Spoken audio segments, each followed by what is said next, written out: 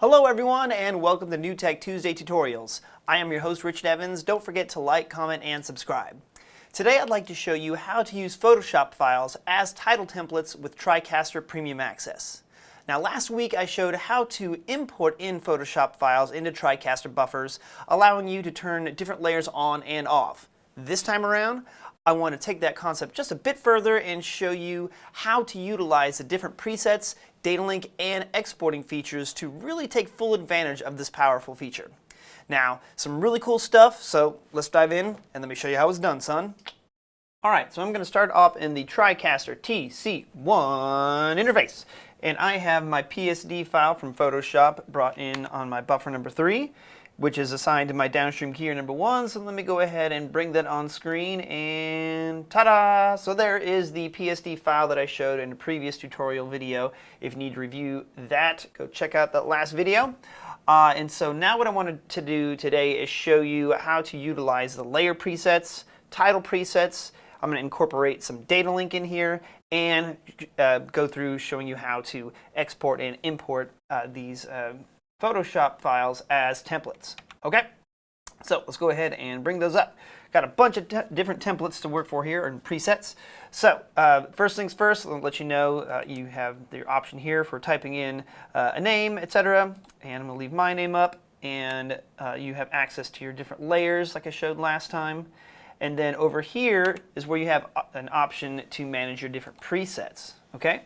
Now you can access this from within this editing window, or you can also access it from, if I go back down here, close this out, see this gear icon on the bottom right of that buffer? That'll bring that up, and then you're just looking at the presets by themselves, okay? But let me go back into editing the title here. And so for the layer presets, that's going to save whatever graphic choices that you want to have on screen. All right, so for example, I want to save this one here. And to do that, I'll click on this camera icon, which takes a snapshot. Click, click. All right. And then it has, you can see a little graphic interpretation of what I have here on screen. But let's right click on it. I can either say clear preset, but I'm going to rename this as Bubble Third. It looks like it's got blue bubbles on it, etc. With bug. All right, that might be a little too big. It fits in there. All right. So I have that one saved how I want it. So whenever I want to recall that, I simply click on it. But of course, it's already up on screen, so that doesn't make a difference. And I'm going to leave this graphic on screen for the entirety of this video, just so we can see it changing in real time here. Okay. So what I want to do next is leave this particular layer, but let's get rid of this new tech bug. All right, so I'll go back under my layers and let's find upper third bug. There's that. Get rid of it. All right, it is gone. Let's go to presets, and I will save that here. Click. There we go. And of course, when I'm doing that, you see that that is removed up here. I'm doing that live. And let's rename this one just Bubble Third. No bug. All right, don't need to type that there. Okay, so now let's do something else. Let's go ahead and save this one. Let's go ahead and bring in this background here, the shattered glass looking one. That looks pretty cool. I'm going to presets, take a snapshot here. Actually, nope. Let's go ahead and clear that one because I don't have the bug up here in the top. All right, let's keep this a little bit organized here, Richard. Okay, so click there and then rename this one Shattered Third. I don't know, it looks like shattered glass, right? Whatever. All right, and let's do that, and then let's bring that upper third bug. There we go. Ta-da. And let's save that one here. And right click.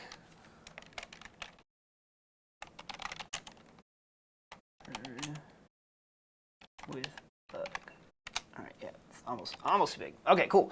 So now whenever I want to recall these, all I have to do is simply click on them. So I can say, all right, let's go back to the original Bubble Third with logo.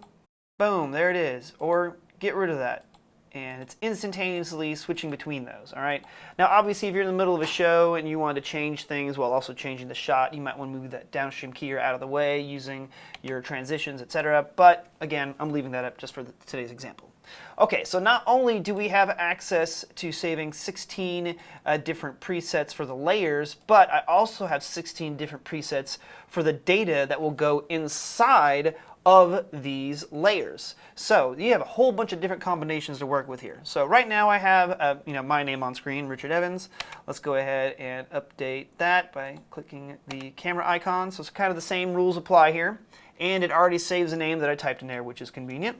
All right, now let's put some other person. Sure, why not? All right, and then let's save that as a preset as well. All right, so now I have that name updated, and if I go through and change the layer presets, well, the data doesn't change at all, but if I go through here, I can do it that way. All right, so cool, just to give you an idea. All right, we're moving a lot of things around here today. All right, so next thing that I want to do is let's put something else. Now let's bring in a data link into the equation. And let me go ahead and minimize all of this because I want to show you something here real quick. Okay, so I have renamed my hosts here on, or my different camera shots by going into each one of their inputs. And on the name side of things, the video, normally this would say input 3, but I went through and named it talk show host. Okay, and now what that allows me to do is I can rename everybody's input. And now the concept of that is whenever I change I want to leave my graphic on screen, but whenever I change my camera shot, I want that to reflect the name of the host that I'm using here. So I don't have to do anything. Just make it automated, easy on myself, work, smarter, not harder. Okay, so let's go ahead and do that. Let me show you that. Go back into our presets here. And now let's bring in data link.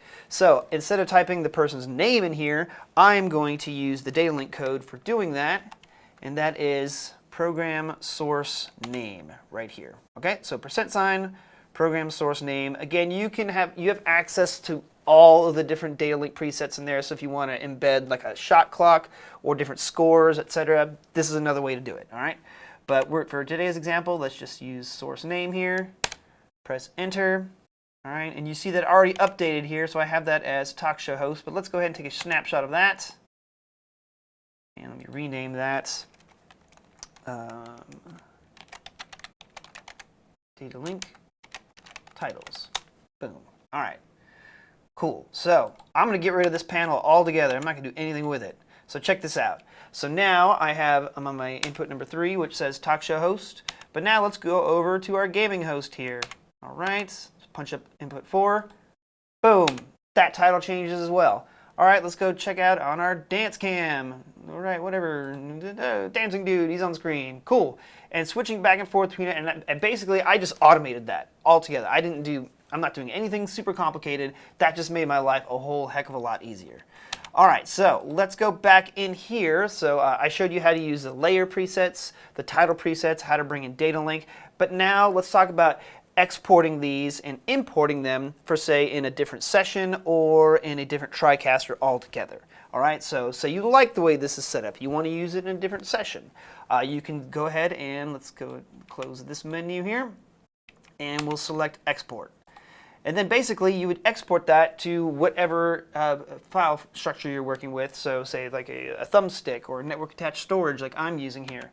Save that wherever, and I've named that my Photoshop files in TriCaster 6 for some reason. We'll leave the number on there. All right, I've done this tutorial a few times, recorded it. Okay, so let's go ahead and save that. All right, and close that, and now we've exported that for use in a different session.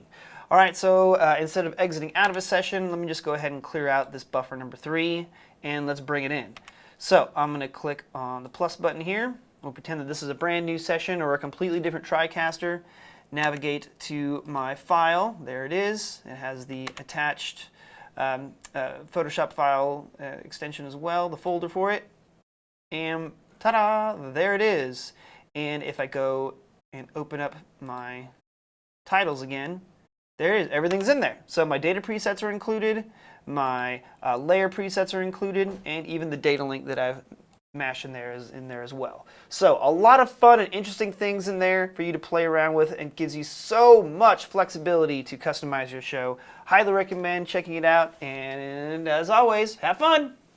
So as you can see, there's a lot of capabilities available to you using Photoshop files and TriCaster Premium Access. For more information on Premium Access, contact your local reseller, or visit our website, newtek.com. Now, if you like this tutorial video, make sure that you subscribe to the NewTek YouTube channel at youtube.com/newtekinc. We got a ton of cool stuff that we'll be cranking out. Now, for formal NewTek training, check out NewTek University, available at newtek.com/newtek-u. And as always, if you're posting your work on social media, tag us using the hashtags NewTek or TriCaster. I see everything you're working on and some pretty cool stuff out there. Until next time, thank you for watching, and I'll see you again soon for another edition of NewTek Tuesday Tutorials.